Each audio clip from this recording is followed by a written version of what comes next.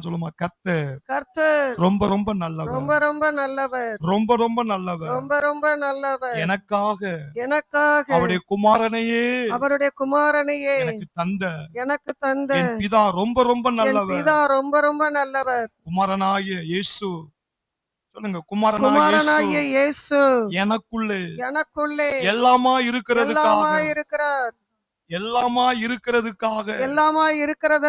உமக்கு கோடி கோடி நன்றி நன்றி நன்றி கோடி கோடி நன்றி நன்றி அதை நன்றி. வெளிப்படுத்தின பரிசுத்த ஆவியானவரே உமக்கு நன்றி. சத்தியத்தையும் அறிவீர்கள், சத்தியம் உங்களை விடுதலையாக்கும். இது இயேசு சொன்ன வார்த்தை. ஒரு மனிதன் தேவனுடைய வார்த்தையாகிய சத்தியத்தை புரிந்து கொண்டா அவன் எந்த பிரச்சனையில இருந்தாலும் விடுதலை ஆயிருவானா, எந்த நோயில் இருந்தாலும் விடுதலை ஆயிருவானா. இயேசுவால தீர்க்க முடியாத ஒரு பிரச்சனை ஒண்ணுமே இல்லை. அததான் சொன்னார், சத்தியத்தையும் அறிவீர்கள். பிசாசுடைய தந்திரம் என்ன தெரியுமா? ஜெபம் பண்ண கூட விட்டுருவான் அவங்கள, தேவனுடைய வார்த்தையை கேட்க விட மாட்டான். அப்படியே கேட்கிறதா இருந்தாலும் அந்த வசனத்தை நீ புரிந்து கொள்ள விட மாட்டான். ஏன்னா நீங்க விடுதலை ஆயிருவீங்க. நீங்க விடுதலை ஆயிட்டீங்கன்னா பிசாசு மிதிக்கிறவர்களாய் மாறிவீர்கள். கரங்களை தட்டி கர்த்தரை மகிமைப்படுத்துங்க. அல்லேலூயா. நீ ஆண்டவர் பேசுற வார்த்தை விதையை குறித்து மார்க் எழுதின சுவிசேஷம் 4ஆம் அதிகாரம் 26:7-28 3 வசனத்தை வாசிங்க. பின்னும் அவர் அவர்களை நோக்கி, தேவனுடைய ராஜ்யமானது ஒரு மனுஷன் நிலத்தில்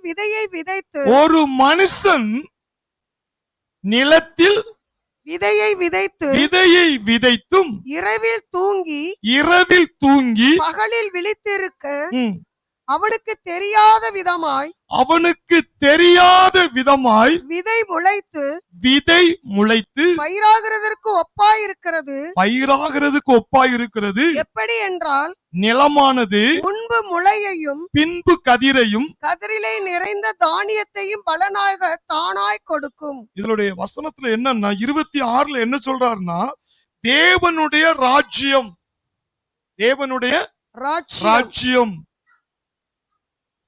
நீங்கள் தேவனுடைய ராஜ்யத்தில் இருக்கிற செழிப்பு, சமாதானம், சுகம், பரிசுத்தம், வல்லமை, வரங்கள், அற்புதங்கள், இதை எல்லாத்தையும் ஒரு தேவ பிள்ளைகள் அனுபவிக்க வேண்டுமானால் அந்த தேவனுடைய ராஜ்யத்தை குறித்து அவர் என்ன சொல்றாருன்னா, ஒரு மனுஷன் நிலத்தில் விதையை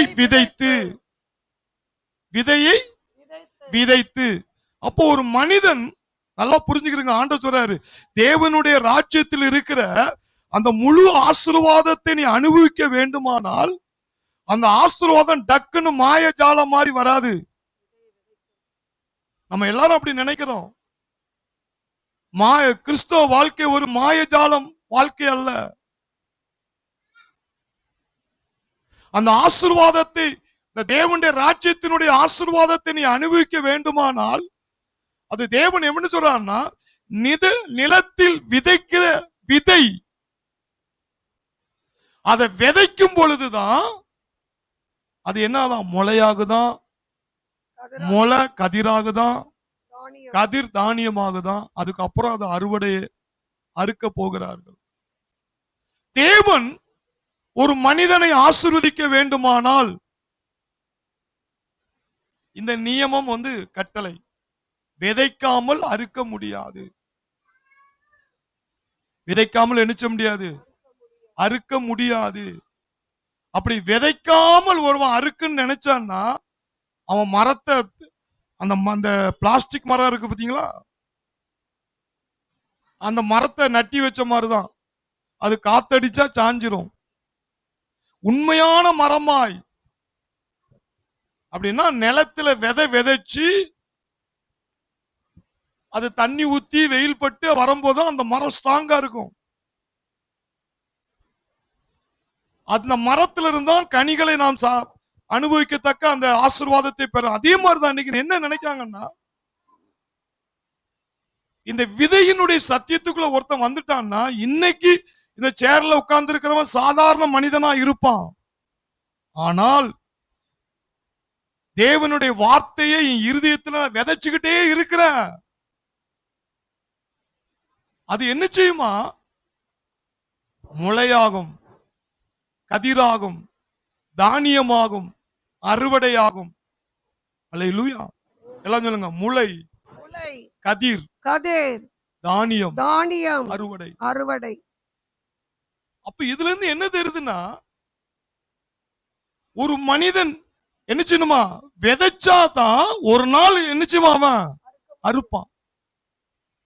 இது தேவனுடைய நியமனம். இது தேவனுடைய இயற்கைக்கே அப்படிதான். சும்மா மரம் தானா வந்துருமா? வராது. ஒரு தென்னங்கன்ற நீ உள்ள வச்சாதான் தென்னை மரம் வரும்.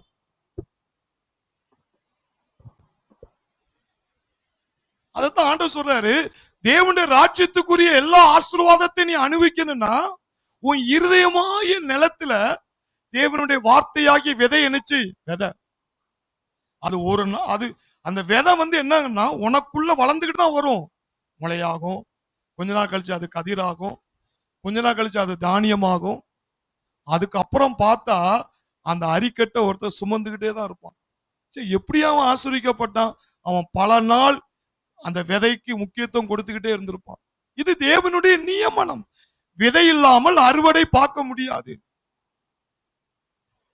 நோவா காலத்திலே அது இருந்திருக்கு. ஆதியாமத்தின் புஸ்தகம் 8ஆம் அதிகாரம் 22 எடுத்து வாசித்து பாத்தீங்கன்னா, பூமியில் உள்ள நாளளவும், பூமியில் உள்ள நாளளவும் விதைப்பும் அறுப்பும், விதைப்பும் அறுப்பும் இருக்கா? தேவன் 2 காரியங்களை கொண்டு வராரு. விதைப்பு, அறுப்பு. அறுப்பு. அதே மாதிரி என்ன சொல்லுவாரு? சீதளமும் உஷ்ணமும். இயற்கையை 2 விதமா சொல்றாரு. கோடை காலமும் மாரி காலமும். காலங்கள் மாறுதா? காத்தடிக்கிற காலத்துல காத்தடிக்கா, வெயில் உள்ள காலத்துல வெயில் அடிக்கா, பகலும் இரவும் பகல் எல்லாம் 2 வருது பாருங்க. ஒளிவதில்லை என்று தம்முடைய உள்ளத்தில் சொன்னார். அதே மாதிரிதான் ஆண்டவர் சொல்றாரு, எப்பா நீ ஆசீர்வாதத்தை எப்படி பகல் இரவு, சீதோஷ்ணம் உஷ்ணம், கோடை கோடை மழைக்காலம், எல்லாமே இதை செஞ்சா அது, அதை செஞ்சா இது. அதே மாதிரிதான் ஆண்டவர் சொல்றாரு, ஆசீர்வாதம் வேணும்னா விதை, விதைச்சா அறுவடை. நம்ம போனா என்ன செய்வோம்? ஒரே ஒன்வேளே போவோம். ஆனா ஆண்டவர் சொல்ற ஒரு நாணயத்துக்கு 2 பக்கம் இருக்கிறது போல விதை, அறுப்பு. இது நியமமா தேவனே மனதில் வச்சிருக்கிறாராம். இந்த சட்டம் எவ்வளவு நாளைக்குயா சட்டம்? அந்த வசனத்தை வாசித்து பாருங்க. பூமியில் உள்ள நாள் அளவும், பூமியில் உள்ள நாள் அளவும். அப்ப அந்த சட்டத்தை மாத்தல ஆண்டவர். பூமி எவ்வளவு நாளைக்கு இருக்கோ அவ்வளவு நாள் இந்த விதைப்பும் அறுப்புங்கிற சட்டம் மாறவே மாறாது. அரசியல் சட்டங்கள் கூட ஆட்சியில் இருந்தபோது இன்னொரு ஆட்சி வரும்போது மாத்துவாங்க. அவங்க பீரியட்ல எந்த அதிகாரிகள் இருந்தாங்களோ, எந்த போலீஸ் அதிகாரி இருந்தாங்களோ, இவங்க பீரியட் வரும்போது அது மாறும். அடுத்த ஒரு ஆட்சி வந்து அவங்க அவங்களுக்கு மாத்திக்கிட்டே இருப்பாங்க, அது மாறும். ஆனா ஆண்டவர் ஒரு சட்டத்தை மெயினா வச்சிருக்கிறாரு. பூமி இது இருக்கும் வர, சத்தமா சொல்லுங்க, பூமி இருக்கும் வரை ஒரு மெயினா சொல்றாரு, விதைப்பும் அறுப்பும், விதைப்பும் அறுப்பும், விதைப்பும் அறுப்பும், விதைப்பும் அறுப்பும். அப்போ நீ அறுக்கணும் ஆசீர்வாதத்தை, தேவனுடைய ராஜ்யத்துக்குரிய ஆசீர்வாதத்தை நீ அறுக்கணும் அப்படின்னா நீ விதைக்கணும். என் தேவன் தம்முடைய மகிமை செல்வத்தினால், என் தேவன் தம்முடைய மகிமை செல்வத்தினால் என் குறைகளை நிறைவாக்கி தந்து விட்டார். என் குறைகளையே கிறிஸ்துவுக்குள் நிறைவாக்கி தந்து விட்டார். சிங்கக்குட்டிகள் பட்டினி கிடக்கும், ஆண்டவரை தேடுவதற்கு குறை இல்லையே. ஓ சிங்கக்குட்டிகள் பட்டினி கிடக்கும், ஆண்டவரை தேடுவதற்கு குறை இல்லையே. என் தேவன் தம்முடைய மகிமை வித வித செல்வத்தினால் தேவனுடைய வார்த்தை வித என் தேவன் தம்முடைய மகிமை செல்வத்தினால் என் குறைகளையே கிறிஸ்துவுக்குள் நிறைவாக்கி தந்து விட்டார். என் குறைகளையே கிறிஸ்துவுக்குள் நிறைவாக்கி தந்து விட்டார். எனக்கு இந்த விதையை குறித்து சொல்லும் பொழுது எவ்வளவு நாளைக்கு அப்பா அறிக்கை பண்ணணும், எவ்வளவு நாளைக்கு அப்பா அறிக்கை பண்ணணும்? எப்பா பூமி இருக்கிற வரை நீ விதைச்சுக்கிட்டே இருக்கணும், அடுத்து அறுத்துக்கிட்டே தான் இருக்கணும். பக்கத்தை பார்த்து சொல்லுங்க, பூமி இருக்கும் வர தேவனுடைய வார்த்தைய சொல்லிக்கிட்டே இரு, அறுத்துக்கிட்டே இரு. இயேசுவின் தலைமுலால் சுகமானே சுகமானே சொல்லிக்கிட்டே இரு. சுகத்தை அறுக்கதான் போற. இது தேவன் சொன்ன நியமனம். அவர் ஒன்ன மட்டும் சொல்லல, ரெண்டையும் சொல்றாரு. கோடை காலம், உஷ்ண காலம், மாரி காலம், உஷ்ணம் சீதோஷ்ணம், பகல் இரவு, அது சொல்றாருல. அதே மாதிரி நீ விதையை சொல்லிக்கிட்டே இரு. இயேசுவின் தலைமுலால் என் தேவன் தம்முடைய ஐஸ்வர்யத்தின்படி குறைகள் எல்லாம். அப்ப அதை விதைக்கும் பொழுது விதைக்கிற ஒரு நியமனத்தை மட்டும் ஆண்டவர் சொல்லல, அறுக்கிறதையும் சொல்லி இருக்கிறாரு. அப்ப நீ தைரியமா தேவனுடைய வார்த்தையை விதைச்சுக்கிட்டே இருக்கலாம். ஒரு நாள் கண்டிப்பா நான் அறுப்பேன். அல்லேலூயா. பூமி உள்ளளவும் இந்த சத்தியத்தை பவுலே பயன்படுத்துறார். கலாத்தியர் புஸ்தகம் 6ஆம் அதிகாரம் 7, 8, 9 வாசிங்க.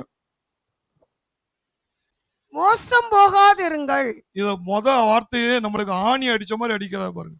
சிலர் எதனால மோசம் போயிடுறாங்க தெரியுமா? அவங்க விதைக்கிற விதையே சரியில்லாம இருக்கும். என்னால முடியாது, என்னால முடியாது, என்னால நடக்க முடியாது, என்னால பேச முடியாது, என்னால வேலை பார்க்க முடியாது, இப்படி சொல்லிக்கிட்டே இருப்பாங்க. காலத்துக்கு ஒரு சில காலத்துக்கு அதை அப்படியே விதைச்சுக்கிட்டு இருப்பாங்களா, அதை அப்படியே அறுத்துருவாங்க. அதனால பவுல் முதல்ல சொல்றார், மோசம் போகாதிருங்கள். தேவன் தம்மை பரியாசம் பண்ண ஒட்டார். தேவன் தம்மை பரியாசம் பண்ண விட்டார். மனுஷன் எதை விதைக்கிறானோ, மனுஷன் இன்னும் வேற மாதிரி சொன்னா என்ன தெரியுமா? மனுஷன் எதை பேசுறானோ அதையே அறுப்பான். அதையே அறுப்பான். மனுஷன் எதை விதைக்கிறானோ அதை தான் நிச்சயமா அறுப்பான். ஏன்னா அது ஆதியாமத்திலே போட்டாரு. ஐயா, அந்த திட்டம் வந்து ஒன்றே கிடையாது, ரெண்டுவே. விதைக்கணும், அறுக்கணும். நீ நல்லதை பேசுனா நல்லதை அறுப்ப, நீ கெட்டதை பேசுனா நீ கெட்டதை அறுப்ப.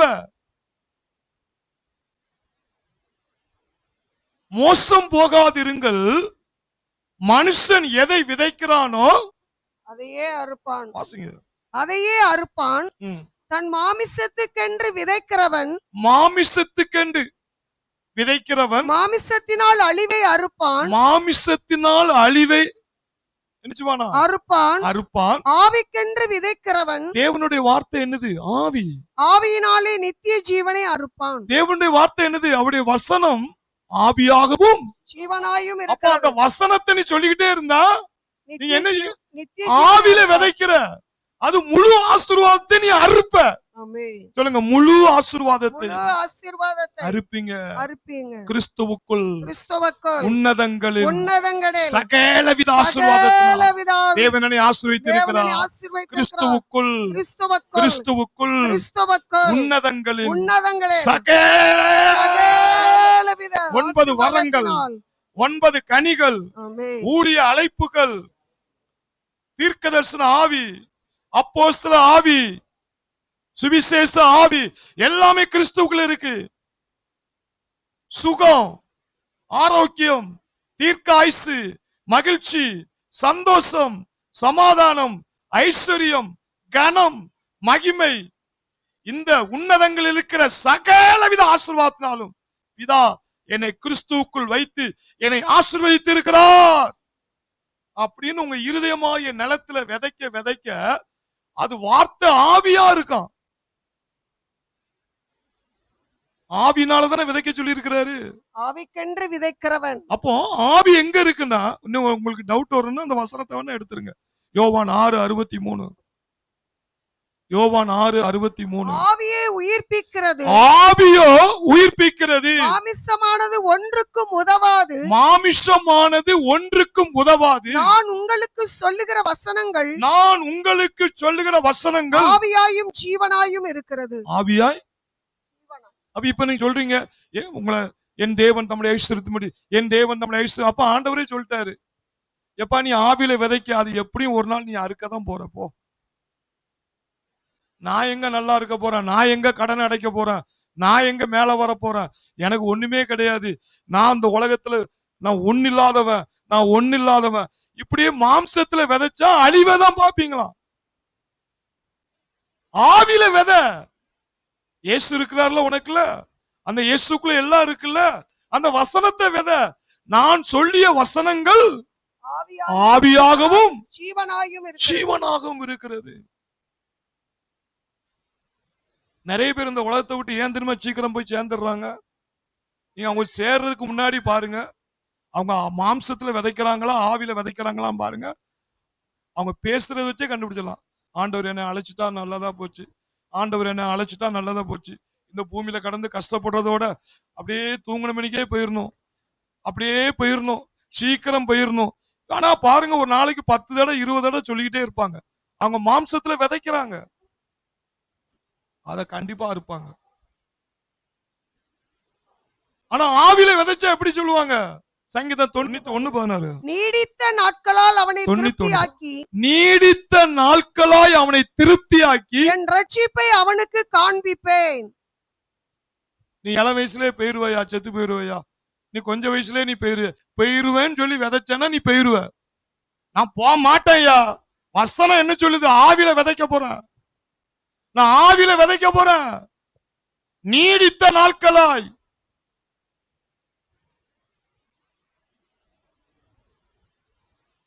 ஐயா ஆயுஷ் நாட்கள் 70 ஐயா, பலத்தின் மிகுதிதாயா 80. அதுக்கு மேல வண்டி ஓடாதியா. சிலவர் இப்படியே அறிக்கை பண்ணுவாங்க, அது கரெக்டா 80ல போய் முடிச்சிருவாங்க. ஆனா அதை விட விசுவாசத்துல ஒரு படி இருக்கு.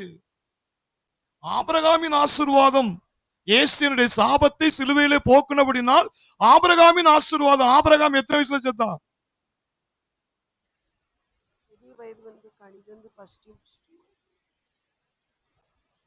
கண்டடெல்லாம் தாண்டிட்டான். அப்ப என்னன்னா, நம்ம அந்த 70 பலத்தின் இப்படியே நம்ம விதைச்சிட்டே இருப்போம். ஆனா புதிய ஏற்பாட்டு சத்தியம் என்னதுன்னா, என்னுடைய சாபத்தை இயேசு சிலுவையில போக்கிட்டார். ஆபிரகாம மாறி பூரண வயதுல தான் நான் மரிப்பேன்.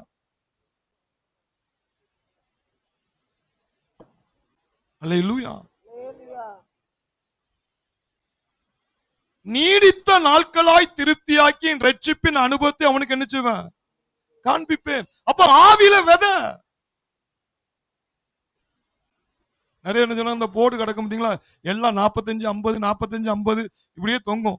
உடனே இவங்க சொல்லுவாங்க, நமக்கு இன்னும் 5 வருஷம் தான் இருக்கு, நமக்கு இன்னும் ஒரு 10 வருஷம் தான் இருக்கு. ஒரு விசுவாசிகள் பேசுற வாயின் வார்த்தையை பாத்தீங்கன்னா அந்த போட பார்த்தா பேசுவாங்க. ஐயா, அவனுக்கும் உனக்கும் வித்தியாசம் இருக்கு. நீ யாரு? நீ தேவனுடைய பிள்ளை. இன்னும் சொல்ல போனா நீ தேவர்கள். கை தட்டும், தேவர்கள். ஹல்லேலூயா.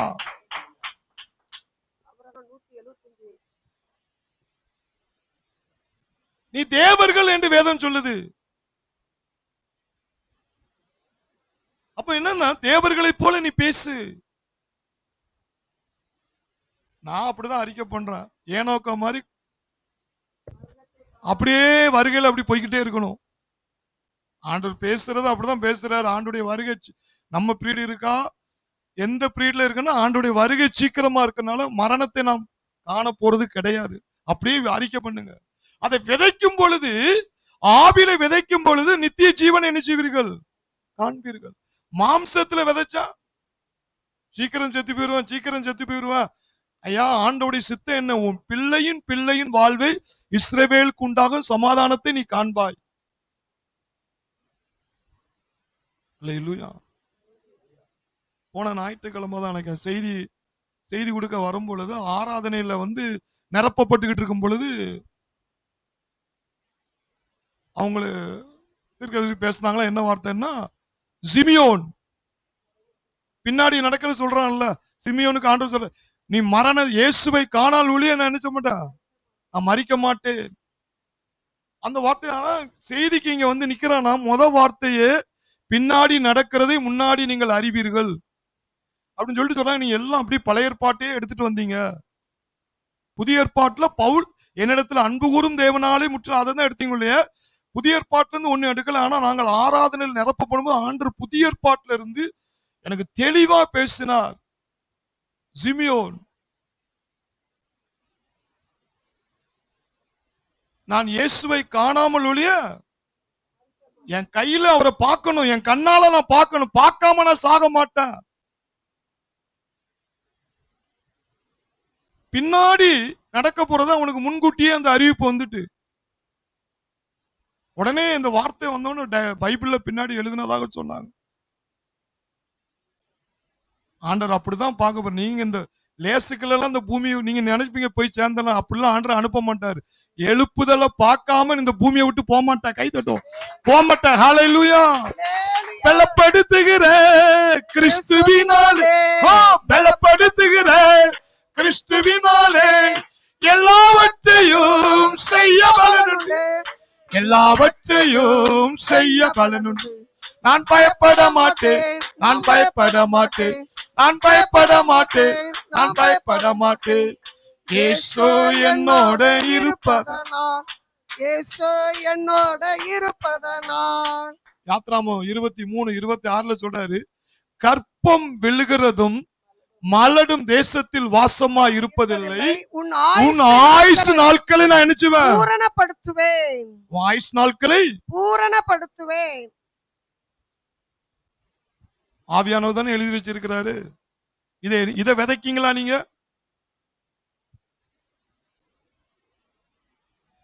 தேவன் தான் சொல்லிருக்கிறாரு, உன் ஆயுஷ் நாட்களை நினைச்சுவேன், பூரணப்படுத்துவேன். உன் பிள்ளைக்கு பிள்ளைக்கு பிள்ளைக்கெல்லாம் நீ பார்க்க போற அப்படின்னு நீங்க விதைங்களா. ஆவியினால் விதைத்தால் நித்திய ஜீவனை. உங்க கல்யாணத்தெல்லாம் நான் பாக்குறனோ இல்லமோ தெரியலையம்மா, உங்க பிள்ளைகள்லாம் நான் பாக்குறேனோ தெரியல, இப்படியே விதைச்சுக்கிட்டு இருந்தீங்க. நீங்க சாதாரண பேசுறது ஒரு நாள் அறுப்பீங்க. அது எங்க வீட்லயே நான் பார்த்திருக்கேன். நான் நிறைய காரியங்கள் எங்க அப்பா அம்மாவுக்கெல்லாம் சில பிரச்சனைகள் வரும்போது எங்க அப்பா சொல்லுவாப்ல, நான் சின்ன பையனா இருக்கும்போது சொல்லுவாப்ல, நான் போனதுக்கு அப்புறம் தான் உனக்கு அருமை தெரியும், நான் போனதுக்கு அப்புறம் உன் பிள்ளைகள்கிட்ட நீ கஷ்டப்படுவ பாரு, இப்படியே சொல்லுவாங்க. அதே மாதிரி நடந்தது, அப்படியே நடந்து. ஏன் தெரியுமா? அவங்க மாம்சத்துல விதைச்சிருக்கிறாங்க, அதை அறுக்கிறாங்க.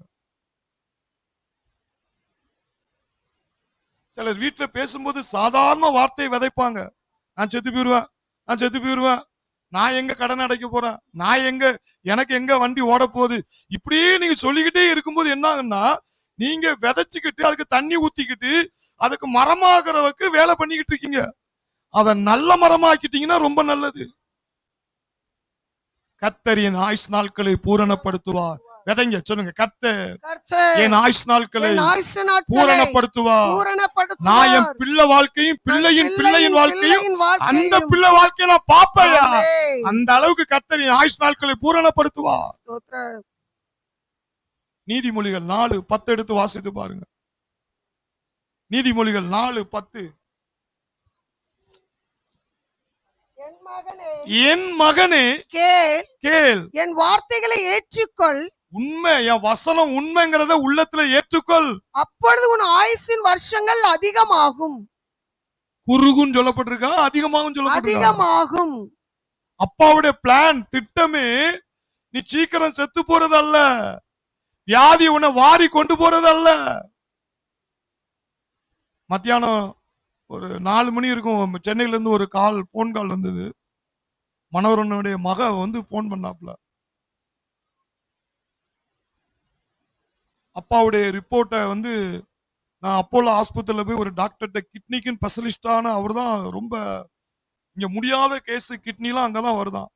அந்த ரிப்போர்ட்டை பார்த்த உடனே அவர் சொன்னாராம், இது முதல்ல இங்க வந்திருக்கலாமே, நீங்க போன ஆஸ்பத்திரியும் சரி கிடையாது, நீங்க அவங்களுக்கு கொடுத்த ட்ரீட்மெண்ட்டும் சரி கிடையாது, நீங்க இப்ப அவங்க இந்த நிலைமையில நீங்க சென்னைக்கு வந்திருந்தீங்கன்னா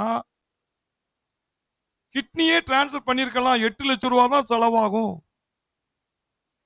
அப்படியே கிட்னி டிரான்ஸ்பர் பண்ணாட்டாலும் டைலிஷன்ல 3 மாசத்துக்கு ஒட்டு பண்றக்கூடிய அளவுக்கு அப்படிதான் முதல்ல அவங்களுக்கு கண்ட்ரோல் இருந்திருக்கு. உங்களுக்கு ட்ரீட்மெண்ட் கொடுத்ததே சரி கிடையாது.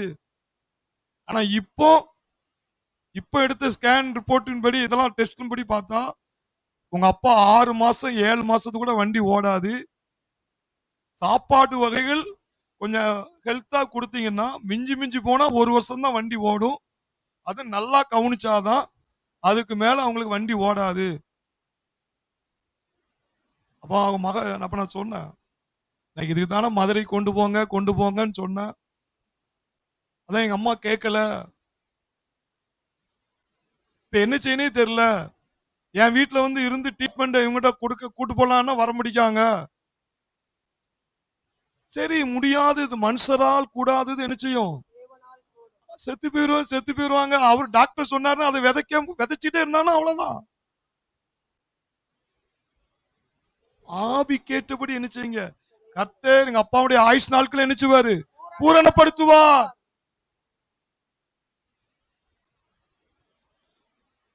ஏன்னா காசு இருக்கு, பண்ண முடியும். ஆனா அந்த ஸ்டேஜ் என்ன செஞ்சுட்டு தாண்டிட்டு உலகம் போற போக்கு என்னன்னா, சில நேரங்களில் நம்முடைய காசு இருக்கு, நம்முடைய சொத்து இருக்கு, நம்ம இதை வச்சு தப்பிச்சிடலாம். நீங்க தப்பிக்கிறதுக்கு நான் பெரிய சொத்து ஒரு வழியை சொல்லித்தாரா, தேவனுடைய வார்த்தை தான் பெரிய சொத்து. கைதட்டும். தேவனுடைய வார்த்தை தான் பெரிய சொத்து. அததான் சாலமோன் ஞானி சொல்றாரு, என் மகனே கேள், என் வார்த்தைகளை ஏற்றுக்கொள், என் வார்த்தைகளை ஏற்றுக்கொள், அப்பொழுது உன் ஆயுசின் வருஷங்கள் அதிகமாகும். உன் ஆயுசின் வருஷங்கள் அதிகம். அதுதாங்க பெரிய சொத்து. தேவனுடைய வார்த்தை இருதயத்தில் நிறைச்சிரு. இயேசுவின் தழும்புகளால் சுகமானே, பிரியமானவனே, என் ஆத்துமா வாழ்வது போல நான் எல்லாவற்றும் வாழ்ந்து அவர் அப்பத்தின் தண்ணீரை ஆசீர்வதித்து வியாதி எண்ணிலிருந்து அவர் வியாதியின் படுக்கை மாற்றி போடுகிறார். அவர் தம்முடைய வசனத்தை அனுப்பி உன்னை குணமாக்கி முழு அழிவிலிருந்து உன்னை தப்புவிப்பார். இதுதான் பெரிய சொத்து ஒரு தேவ பிள்ளைகளுக்கு. ஏன் சொல்றேன்னா, டாக்டர் சொன்னார், அவர் சொன்னார், இவர் சொன்னார், விதைச்சு பாருங்க, அது விதைச்சுக்கிட்டே இருப்பாங்க. அதுவே வேலையை காட்டிரும்.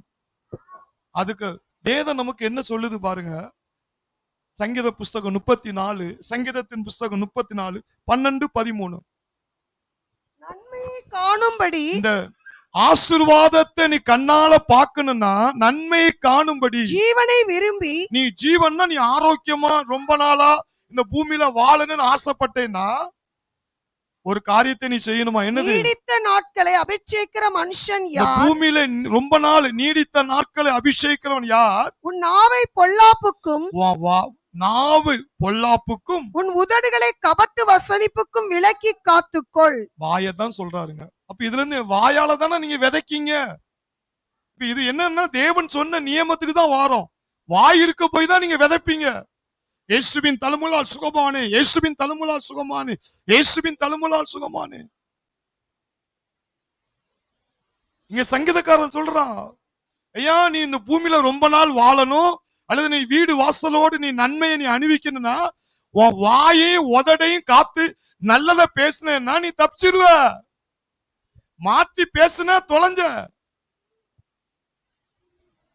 இது ஒரு முக்கியமான சத்தியமா இருக்க போய்தான் இத சங்கீதக்காரன் சொல்லுவது போலவே அப்போஸ்தலனாகிய பேதுரு, மூத்த அப்போஸ்தலன், 12 அப்போஸ்தலன்ல மூத்த அப்போஸ்தலன் பேதுரு இதே சத்தியத்தை பேதுரு நிருபங்கள்ல எழுதுறாரு. 1 பேதுரு 3:10. ஜீவனை விரும்பி நல்ல நாட்களை காண வேண்டும் என்று இருக்கிறவன் பொல்லாப்புக்கு தன் ஆவையும் கபடத்துக்கு தன் உதடுகளையும் விலக்கி காத்து. எல்லாரும் பக்கத்துல உங்களை வாய்க்கு நேரம் கையோட்டுங்க. நீ பூமியில ரொம்ப நாள் வாழணும்னா, வாயால பேசு, வாயால பேசுங்க, விதைச்சுக்கிட்டே இரு. நான் நல்லா இருப்பேன்யா, நான் ரொம்ப நாள் இருப்பேன்யா, நான் ஆரோக்கியமா இருப்பேன். நீ இப்ப வியாதியா இருக்கலாம், நீ பேசுறது விதை. தேவனுடைய வார்த்தை இருதயமாகிய நிலத்துல விதை.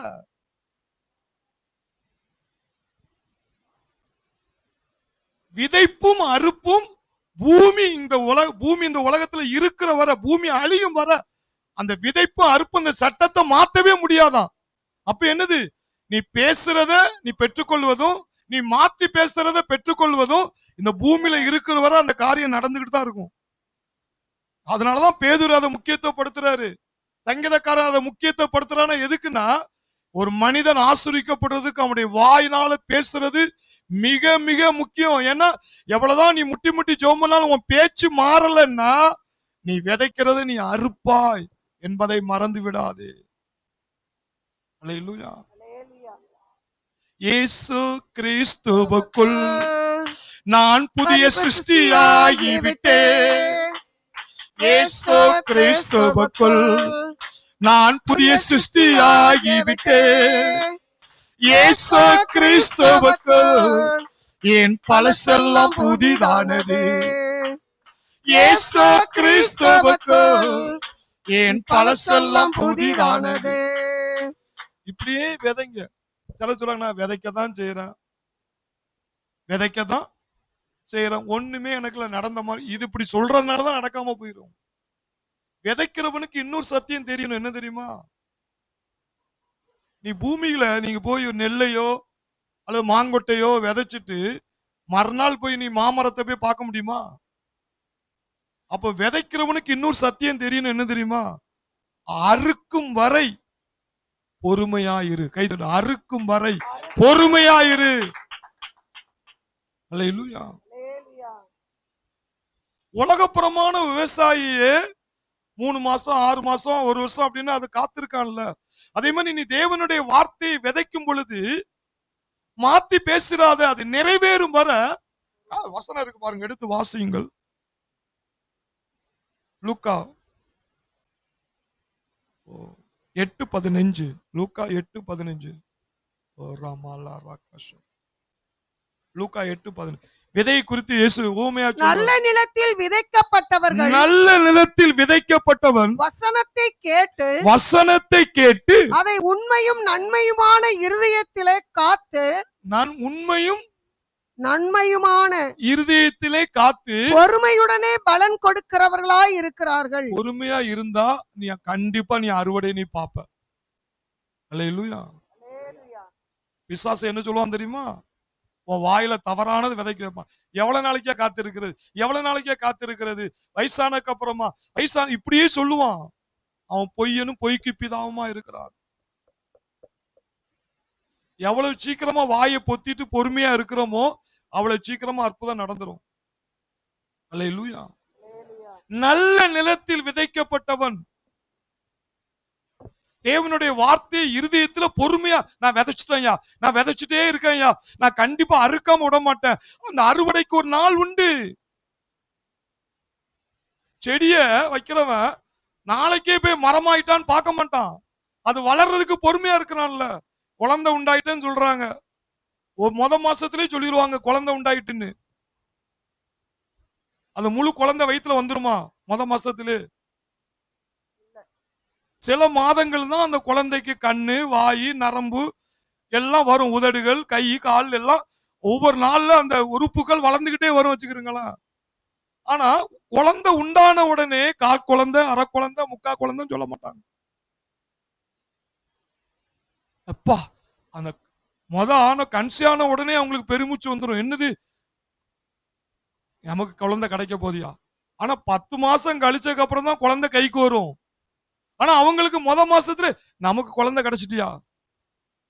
ஆனா அது வரும் வரை என்ன செய்யலாம், பொறுமையோடு காத்திருக்கிறான்ல. அதே மாதிரிதான் தேவனுடைய வார்த்தைய இருதயத்துல விதைச்சிட்டே வச்சுக்கிறீங்களா, அது கண்டிப்பா அது நிறைவேறிய ஆகும். நீ அறுத்தே தீர்வ. ஆனா அதுக்கு பொறுமைங்கிற அவசியம் தான் ஆண்டவர் சொல்றார். எப்படி ஒரு செடி வளர்றதுக்கு, எப்படி ஒரு செடி வளருவதற்கு, எப்படி ஒரு கரு உணவு ஒரு மனுஷிக்குள்ள வளர்ந்து அது முழு குழந்தையாய் வந்து அது வெளி வருவதற்கு சில காத்திருக்கிறாங்களோ, அதே போலதான் தேவனுடைய வார்த்தை என்னை பலப்படுத்துகிற கிறிஸ்துவினாலேயே. அப்படி சொல்லும் போது என்ன ஆகுதுன்னா, விதைச்சுக்கிட்டே இருக்கீங்க, அது அப்படியே என்ன செய்யுது, முளையாகுது. இன்னும் சொல்லிக்கிட்டே இருப்பீங்க, அப்படியே என்ன செய்யுது, கதிராகுது. இன்னும் சொல்லிக்கிட்டே இருப்பீங்க, அப்படியே தானியமாகும். இன்னும் சொல்லும் போது கதிரா தலையில வச்சு அரிக்கட்டை சுமக்க ஆரம்பிச்சிருவீங்க. இதுதான் தேவன். ஏன்னா அவர் சொல்லியிருக்கிறாரு, பூமி இருக்கிற அளவும் விதைப்பும் அறுப்பும் அந்த நியமத்தை மாத்தவே முடியாது. கை தட்டுவோம். நிறைவேறியே ஆகும். கை தட்டுவோம். அல்லேலூயா.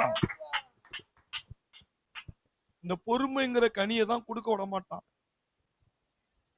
லூக்கா 18ஆம் அதிகாரத்துல இயேசு ரோமே சொல்றாரு. அதுல 18ல 7ஆம் வசனத்தை வாசிங்க.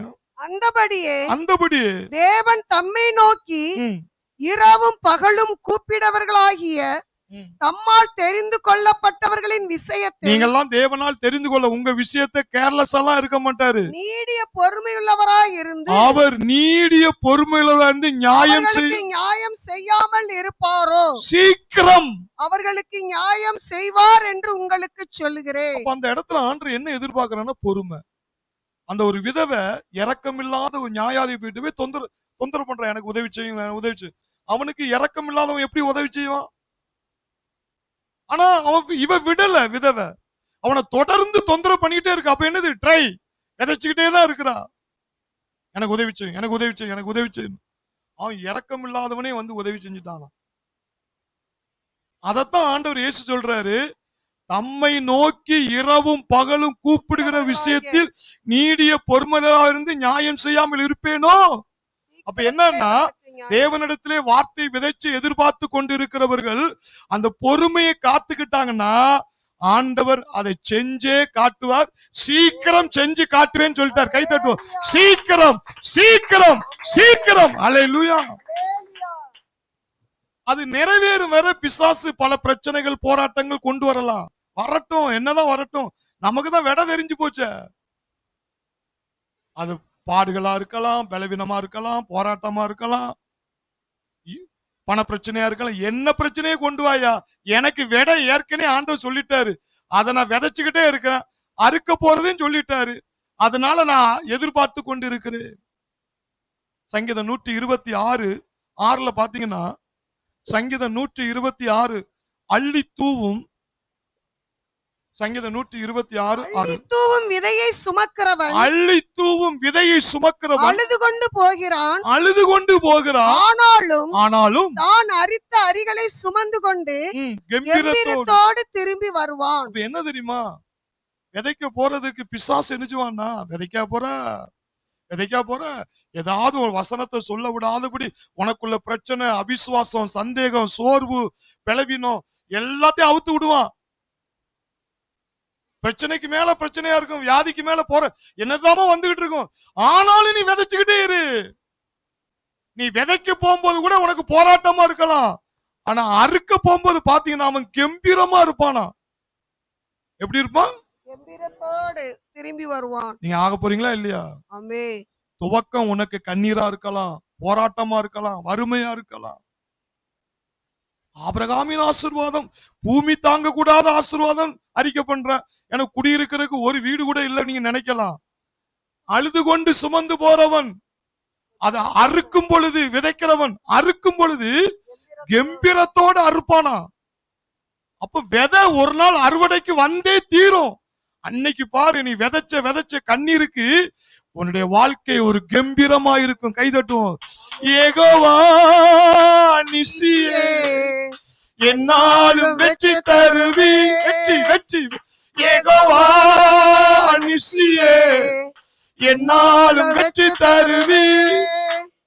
ஸ்தோத்திரமே அப்பா, ஸ்தோத்திரமே, ஸ்தோத்திரமே அப்பா, ஸ்தோத்திரமே. கர்த்தர் நாமம் என் புகலிடமே, கர்த்தரோடு துதித்திடுவே.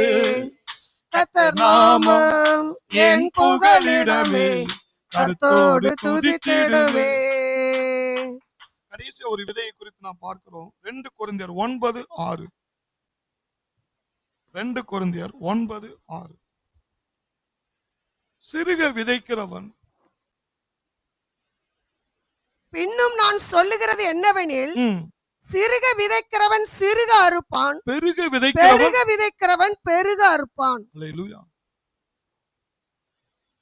நீ கொஞ்சமா தேவனுடைய வார்த்தை சொன்னா கொஞ்சமா அறுப்ப, நிறைய சொன்னா நிறைய நீ நினைச்சுவ அறுப்ப. இந்த இடத்துல அவர் 2 விதமான விதையை சொல்றாரு. இன்னொன்னு, சிறுக விதைக்கிறவன் பெருக விதைக்கிறான். கர்த்தருக்காக நம்ம கொடுக்கிறதுல நம்ம எப்படி இருக்கணுமா? நீ சிறுக விதைச்சா சிறுக அறுப்போம், சிறுக பெருக விதைச்சா பெருக அறுப்போம். அப்ப என்னன்னா, அவன் விதைக்கிற அளவுதான் அவன் ஆசீர்வாதத்தின் அளவு. ஒரு மனிதன் பொருளாதாரத்துல அவன் பின்தங்கி இருக்கிறான்னா, அவனுடைய லைஃப நோட் பண்ணி பாத்தீங்கன்னா, அவன் விதைக்கிறதுல சரியா இருந்திருக்காது. அப்படின்னா தேவனுடைய வார்த்தை பொய்யாகாது. அவன் விதைக்கிற அளவுதான். சிலர் பாருங்க அப்படி, ஓ ராபா சந்தா ராபா, ஓ ஆண்டவருக்கா மேல இருந்து குதிக்கட்டா, ஆண்டவருக்கா கீழ இருந்து குதிக்கட்டா, அடுத்தவனுக்கு ஒரு 10 பைசா கொடுக்குற, 10 ரூபா கொடுக்கறதுக்கு யோசிப்பான்.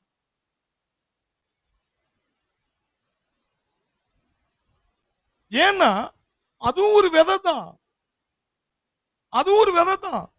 நம்ம நினைக்க வேதம் சொல்லி கிரியில்லாத விசுவாசம் செத்ததா இருக்கும். விதைக்கிறதுல ஆண்டவர் சொல்லிட்டாரு, விதைக்கிறதுக்கு ஒரு, எனக்கு பெருமைக்கா சொல்லல, விதைக்கிறதுக்கு ஒரு சான்ஸ் கிடைக்காதான் நினைப்போம்.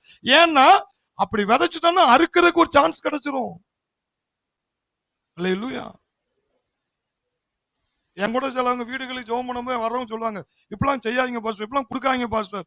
அதுக்கப்புறம் பாருங்க, விதைச்சு 2-3 நேரத்துல அவங்க முன்னாடியே ஆண்டவர் காட்டுவார். பாத்தீங்களா, அறுக்க வச்சுட்டாரா? இதுதாங்க சத்தியம். கிரியை இல்லாத விசுவாசம் என்னது? செத்ததா இருக்கு. தேவனே எப்படி இருக்கிறார் தெரியுமா? அன்பா தான் இருக்கிறார். இந்த பைபிளுடைய சாராம்சம் என்னது? அன்பு. செல்பா வாழக்கூடாது, செல்பா வாழவே கூடாது. உன்னால உன் மனைவி ஆசீர்வதிக்கப்படணும், உன் பிள்ளைகள் ஆசீர்வதிக்கப்படணும், உன் பிள்ளைகளுடைய பிள்ளைகள் ஆசீர்வதிக்கப்படணும், உன் நண்பர்கள் ஆசீர்வதிக்கப்படணும், கஷ்டப்பட்டவன் உன் மூலியமா ஆசீர்வதிக்கப்படணும். விதை, அது விதைக்கிறதுக்கு ஒரு சான்ஸ் கிடைச்சுன்னா விதை, கர்த்தருடைய ராஜ்யத்துக்கு விதை. ஆனா சிறுக விதைக்கிறவன் சிறுக அறுப்பான், பெருக விதைக்கிறவன் சொல்லுவாங்க, ஏன்டா இருந்தா தானே விதைக்க முடியும். ஆண்டவர் சொன்ன, நீ விதைச்சாதானப்பா அறுக்க முடியும். முதல்ல ஒரு தோட்டத்தை தர்றவர்ல முதல்ல ஒரு விதையை போட்டு அது வளரும் பொழுது அதுக்கப்புறம் தான் அது மரமாகி கனியை அறுக்க முடியும். முதல்ல மரத்துல போய் பழத்தை பறிச்சாதானா போடுவேன்னா, நீ விதைச்சாதான் நீ அறுக்க முடியும். நீங்க நிறைய ஒரு பொருளாதாரத்துல கடன் பிரச்சனைக்கு நலிவடைஞ்சு அன்றாட தேவைகள் கூட சந்திக்க முடியாமல் இருக்க காரணம் என்னன்னா, நீங்க நல்லா நோட் பண்ணி பாருங்க, செல்பா வாழ்வார்கள். நம்மளால 4 பேர் நல்லா இருக்கணும், நீ அப்படி செஞ்சு பாருங்க. அது சில காரங்கள் ஆவிக்குரிய கருத்துல ஏமாத்துறவர்களா இருக்கு. நான் அப்படி ஜெபம் பண்றேன், நான் அப்படி ஜெபம் பண்றேன், நான் மேல இருந்து ஆண்டவருக்கா குதிக்க போறேன், இப்ப சாவ சொன்னா கூட செத்துருவேன். ஆண்டவர் சொல்றாரு, அந்த ஆளுக்கு ஒரு 100 ரூபாய் கொடுப்பா, அவன் கஷ்டப்படுறான்னு கொடுக்க மாட்டான். ஆனா ஆண்டவருக்கா மேல இருந்து குதிச்சிருவாங்க. எப்படி குதிப்பீங்க? சிலர் குதிச்சாலும் பரவாயில்ல, ஐசி வார்டுக்குனாலும் செலவழிப்பாங்க, நான் மத்தவனுக்கு நினைச்ச மாட்டேன். கிரியில்லாத விசுவாசம் செத்ததா இருக்கிறது. இங்க ஒரு விதவையை குறித்து சொல்லப்பட்டிருக்கு, ஒன்ன கொடுத்து பார்ப்போம். 1 ராஜாக்கள் 17ஆம் அதிகாரம், 1 ராஜாக்கள் 17ஆம் அதிகாரம் 9ல இருந்து 14 வரை வாசி. நீ எழுந்து, எலியா பார்த்து ஆண்டவர் சொல்றாரு, நீ எழுந்து சீதோனுக்கு அடுத்த சாரிபாத் ஊருக்கு போய், சாரிபாத் ஊருக்கு போய் அங்கே தங்கியிரு, அங்கே தங்கியிரு, உன்னை பராமரிக்கும்படி அங்கே இருக்கிற ஒரு விதவிக்கு கட்டளையிட்டேன் என்றார். ஆண்டவர் இருக்கிறவன் தான் கொடுக்க முடியும், பணக்காரன் தான் கொடுக்க முடியும் அப்படின்னு சொன்னான்னா, எலியாவை ஆண்டவர் எங்க அனுப்பியிருப்பாரு? பணக்கார இடத்துல, பணக்காரனை பார்த்து அனுப்பியிருப்பாரு. ஒரு விதவை வீட்டுக்கு அனுப்புறாரு. ஆனா ஆண்டவர் சொல்றாரு, ஒரு விதவை வீட்டுக்கு அனுப்புறாரு. அப்படியே அவன் எழுந்து, அப்ப என்னன்னா, மொத்தத்துல பணக்காரனா ஏழையா எப்படிப்பட்ட, நீ விதைக்கிறதுதான் ரகசியம் இருக்கு அப்படிங்கறத ஒரு சத்தியத்தை எலியா கற்றுக் கொடுக்கிறார் பாருங்க.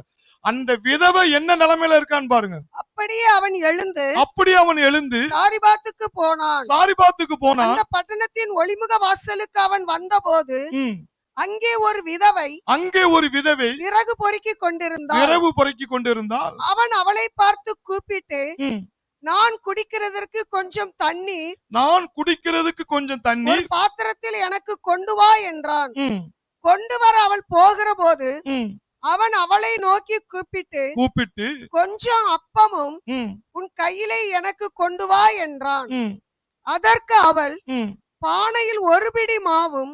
பாருங்க, நிறைய சொல்லுவாங்களே, இருந்தா தானே செய்ய முடியும், இருந்தா தானே. இங்க என்ன சொல்ற பாருங்க, பானையில் ஒரு பிடி மாவும் களையத்தில் கொஞ்சம் எண்ணெயுமே அல்லாமல் வேறொன்றும் என்னிடத்தில் ஒரு அடையும் இல்லை என்று உம்முடைய தேவனாகிய கர்த்தருடைய ஜீவனை கொண்டு சொல்லுகிறேன்.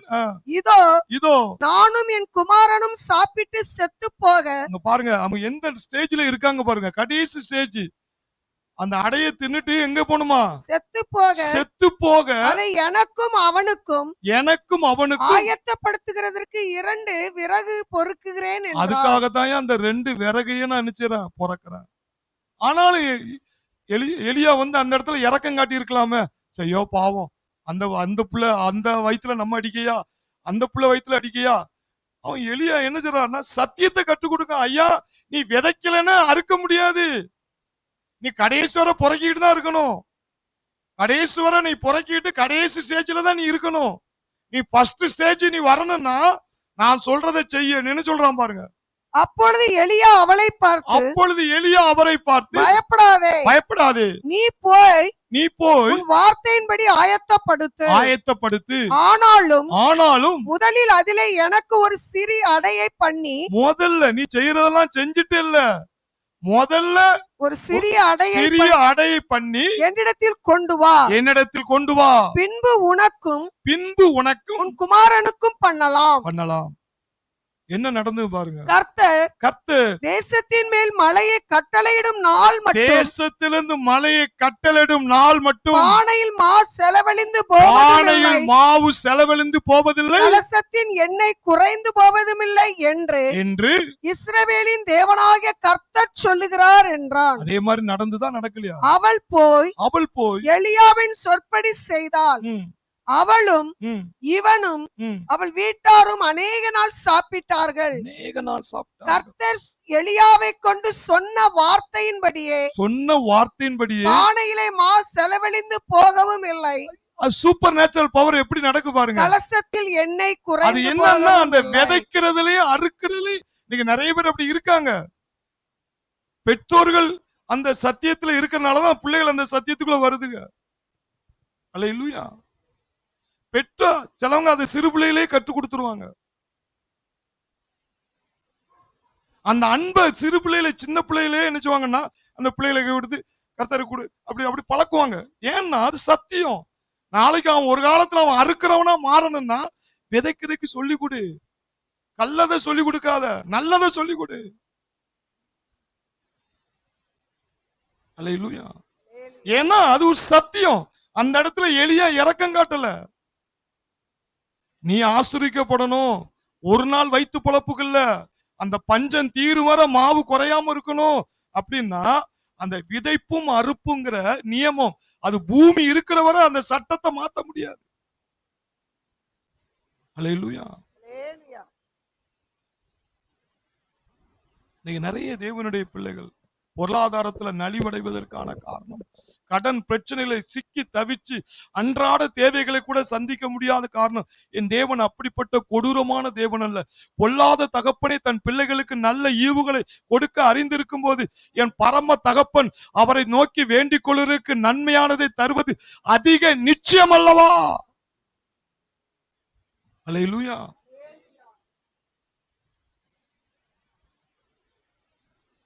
நீங்க நிறைய பேர் இந்த காரியத்துல நீங்க வளர வேண்டும். நம்ம சபையில அதிகமா இதை பத்தி நான் பேசுறது கிடையாது. இன்னைக்கு விதை என்று சொல்லும் பொழுது ஆண்டவர் அந்த சப்ஜெக்ட் கிரியில்லாத விசுவாசம் செத்ததப்பா, கிரியில காட்டும் பொழுதுதான் அவன் எந்த அளவுக்கு விதைக்கிறானோ அந்த அளவுக்கு அவனை ஆசீர்வாதம் அவனை தேடி வரும். இது தேவனுடைய வார்த்தை. மாம்சத்துல விதைக்கிறவன் அழிவை காண்பான், ஆவியினால் விதைக்கிறவன் நித்திய ஜீவனை. தேவனுடைய வார்த்தை ஆவியா இருக்கிறது. தேவனுடைய வார்த்தை பிறருக்கு சொல்லு, அது ஒரு விதை. நீ சொல்லிக்கிட்டே இருக்கும் போதுதான் ஒரு நாள் ஒரு அறுவடை வரும்.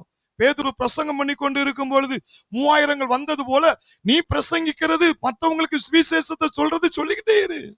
சாப்பிட்டோம் படுத்தோம் தூங்குனா வாழ்ந்தா, சாப்பிட்டோம் படுத்தோம் தூங்குனா வாழ், இப்படியே ஒரு வாழ்க்கை வாழாதீர்கள். 4 பேருக்கு இயேசுவை பத்தி சொல்லுங்க. உன்னை ஒரு மாதிரி நினைச்சா நினைச்சிட்டு போறான். நாம் இந்த உலகத்துக்கு பைத்தியம்தான். நீ இந்த உலகத்தான் இல்ல. நாம் உலகத்தான் இல்லாதபடினால் உலகம் நம்மளை என்ன செய்யுது? பகைக்கு. நம்மள ஒரு நோய் உள்ளவனுக்கு 4 பேருக்கு இயேசுவை பத்தி சொல்லு. சிலுவையின் அன்பை பத்தி சொல்லு. அதை விதை, அந்த வார்த்தை விதைச்சுக்கிட்டே இரு. ஒரு நாள் அதை அறுவடைக்கு ஆண்டவர் உங்களை சுகமளிக்கிற ஊழியக்காரராகவே மாற்றுவார். ஹல்லேலூயா. சின்ன சின்ன காரியங்களை நீங்க அப்படியே கொடுத்து பயிற்சி வைக்கும் பொழுது ஆண்டவர் லட்சக்கணக்கில் கோடி கணக்கில் கொடுக்கக்கூடிய அளவு கூட ஆண்டவர் உங்களால மாற்ற முடியும். ஹல்லேலூயா.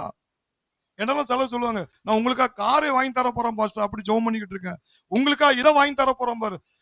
அதே நான் சொல்றேன், அந்த வார்த்தை விதைக்கிறதே எனக்கு சந்தோஷம் தான். ஏன்னா அந்த எண்ணம் இருந்தாதான் பேச முடியும். ஹல்லேலூயா. ஏன் சொல்றேன்னா அது ஒரு விதைங்கிறது நிறைய பேருக்கு புரியல. அறிவாளி, நம்ம புத்திசாலி அப்படி நினைக்கிறாங்க. அப்படி அல்ல. நீ அறுக்கிறதுக்கு ஒரு சான்ஸ் வேணும்னா விதைக்கிற சான்ஸை மிஸ் பண்ணிராத. ஹல்லேலூயா. ஹல்லேலூயா. நீங்க அதை செஞ்சு சிறுக விதைக்கிறவன் சிறுக அறுப்பான், பெருக விதைக்கிறவன் பெருக அறுப்பான். உன் நாவை என்ன செய்க்கோ? சுகத்தை குறித்து, நீடித்த நாட்களை வாழ்வதை குறித்து, வல்லமையான ஊழியம் செய்வது, அற்புத அடையாள ஊழியம் செய்வது. அது நீங்க சொல்லுவீங்க, நான் இயேசு விசுவாசிக்கிறேன், இயேசு காரணம் பெரிய அற்புதம் செய்வேன், வேத வாக்கியங்களை ஏற்றுக்கொண்டவர்கள் தேவர்கள், நான் தேவர்களை போல பேசுவேன், தேவர்களை போல செத்தவனை எழுப்புவேன். இப்படி பேசுவீங்க. பிசாசு உங்களை சோர்வுக்கு உட்படுத்துவான். எங்க எழுப்பிட்டீங்களா? எங்க தேவர்களை மாதிரி மாறிட்டீங்களா? நீங்க அவனை பார்த்து சொல்லுங்க. விதைய இருதயத்துல பொறுமையோடு காத்திருந்தா 30 60 ஆகும், 60 100 ஆகும். கை தட்டும். 60 100 ஆகும், 100 1000 ஆகும். இருதயத்துல பொறுமையோடு காத்துக்கோ. நாவை கண்ட்ரோல் பண்ணிக்க. மாத்தி பேசிடாத. மாத்தி எதை பேசுனியோ அதை நீ அறுப்ப. அதை நீ அறுப்ப. உன்னுடைய வாய், நீ பூமியில நன்மைகளை வீடு வாசல வாங்கி பிள்ளைகளோட சமாதானமா சந்தோஷமா நீ இருந்து அனுபவிக்கணும்னா உன் வாயில தான் ரகசியம் இருக்கு. என்னை ஐசுனாக்கும்படியாய் இயேசு சிலுவிலை தரித்திரதாய் தொங்கியிருக்கிறார். நான் ஐஸ்வர்யமா இந்த பூமியில வாழ்வேன். உங்க வாயால சொல்லி அதை விதைங்க, அரிப்பீர்கள். கண்களை மூடுவோம். நன்றி ஆண்டவரே, நன்றி ஆண்டவரே. நன்றி உள்ளத்தோடு உம்மை ஸ்தோத்திரிக்கிறோம். நன்றி உள்ளத்தோடு உம்மை நாங்கள் துதிக்கிறோம். பரிசுத்த ஆவியானவர், தேற்றரவாளரே, உம்மை நாங்கள் நேசிக்கிறோம் ஆண்டவரே. உம்மிடத்தில் அன்பு கூறுகிறோம் ஆண்டவரே. உம்மை தொழுது கொள்கிறோம் ஆண்டவரே. ஓ glory glory glory glory glory. சில நேரங்களில் நீ ரொம்ப நாள பண்ணிக்கிட்டு இருப்ப. இரவில் தூங்கி பகலில் விழித்திருக்கும் பொழுது அது தானாகவே அந்த விதை வேலை செய்யுமா? நீ தூங்கிட்டு இருக்கும் போதே அது வேலை செய்யும். அதனால விதைக்கிறதுல சோர்ந்து போவாத. நன்மை செய்வதில் சோர்ந்து போமா இருந்தால் ஏற்ற வேளையிலே நீங்கள் அதை அறுப்பீர்கள்.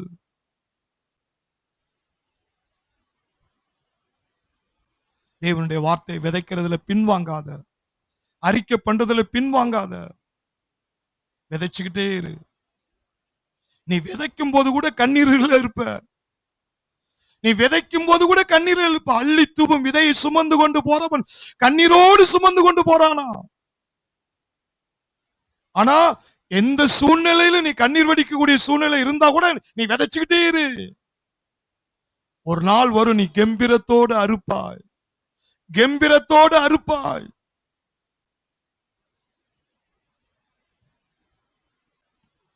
இருதயத்துல பொறுமையோடு காத்திரு. அது வளரும். எப்படி ஒரு கரு, ஒரு தாயின் கர்ப்பப்பையில் அந்த கரு வளருவது போல அது நீ பண்ண பண்ண பண்ண பண்ண அது வளர்ந்துகிட்டே தான் இருக்கு. அதை உரம் வச்சுக்கிட்டு தான் இருக்கு. அதுக்கு நீர் பாய்ச்சிக்கிட்டு தான் இருக்கு. அது சூரிய ஒளி பட்டுக்கிட்டு தான் இருக்கு. அந்த விதை வளருவது போல, குழந்தை கர்ப்பப்பை வளருவது போல உனக்குள்ள அந்த வார்த்தையின் விதை வளர்ந்து கொண்டுதான் இருக்கும். அது அறுவடை செய்யும் போதுதான் நீ அந்த அற்புதத்தை முழுசா பார்ப்ப. ஓ, தேவனுடைய வார்த்தை இவ்வளவு வேலை செஞ்சுட்டா. இரவில் தூங்கி பகலில் விழித்திருக்கும் போது அது தானாகவே வேலை செய்யுமா? அது தானாகவே வேலை செய்யுமா? விதைச்சவன் அப்படியே காத்தோடு போயிரும் நினைக்காத. விதைச்சதை நீ அறுக்காம போக மாட்ட. பிசாசு குழப்புவான். அவன் குழப்பவாதி, அவன் பொய்காரன், அவன் திருடன். தேவனுடைய வார்த்தையை திருடுவான், சத்தியத்தை திருடுவான். அவன் வார்த்தைக்கு ரோதமா பொய்யே பேசுவான். இன்னைக்கு ஆண்டவனிடத்துல மெய்யே பேசுறாரு. உன் வாயால நீ ஆசீர்வதிக்கப்பட போற. நீ வாயால சுகத்தை பெற போற. உன் வாயால உன் பிள்ளைகளின் பிள்ளைகளின் வாழ்வை நீ காண போற. இது கர்த்தருடைய வார்த்தை. இது கர்த்தருடைய வார்த்தை. நன்றி ஆண்டவரே, இந்த வார்த்தையை தீவிரமாய் நீ நிறைவேற்ற போகிறேன். அவர் தம்முடைய வசனத்தை அனுப்பி அவர்களை குணமாக்கி அழிவுக்கு தப்புவிப்பேன் என்று சொன்னீர் ஆண்டவரே. உம்முடைய வார்த்தையை அனுப்பி உங்களை குணமாக்கி விட்டதுக்காக உமக்கு ஸ்தோத்திரம். இந்த நாளிலிருந்து பூமி இருக்கும் அளவும் இந்த நியமம் மாறாது என்று அறிந்து ஆண்டவரே, நான் பூமியில வாழ்ற நாட்கள் தான் விதைக்க முடியும் ஆண்டவரே, நான் அறுக்க முடியும் ஆண்டவரே. விதைக்கிற சான்ஸையும் நான் மிஸ் பண்ண மாட்டேன், அறுக்கிற சான்ஸை மிஸ் பண்ண மாட்டேன். இந்த பூமியில இருக்கிறவர் அந்த சட்டம் மாறாது என்று அறிந்து நான் செயல்படுறவனாய் கிரியைகளை காட்டுறவனாய் வாழ ஆண்டவரே, ஒவ்வொருவருக்கும் நீர் ஆவிக்குரிய கண்களை இயேசுவின் நாமத்தில் திறக்கும்படி நான் ஜெபிக்கிறேன். அற்புதங்களை காண செய்யும். உம்முடைய நாமத்தை மகிமைப்படுத்தும் இயேசுவின் நாமத்தில் பிதாவே.